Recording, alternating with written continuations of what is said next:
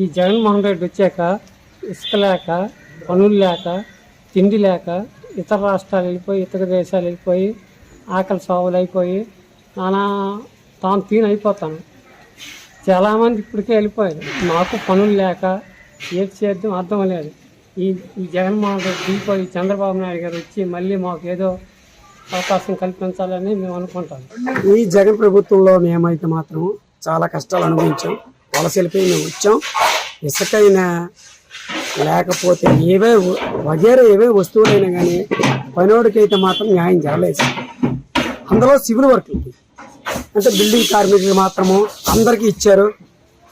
అది ఇచ్చారు, ఏదో నష్టపరిహారం ఇచ్చారు. కానీ బిల్డింగ్ కార్మికులు మాత్రం ఎవరు ఇవ్వలేదు, ఏంటి ఇవ్వలేదు. ఎవరు చావమని చెప్తున్నారు. జగన్ ప్రభుత్వం మాకైతే మాత్రం న్యాయం జరగలేదు. కానీ ఈ ప్రభుత్వం మారాలని మా కోరిక. కాకపోతే ఇసుక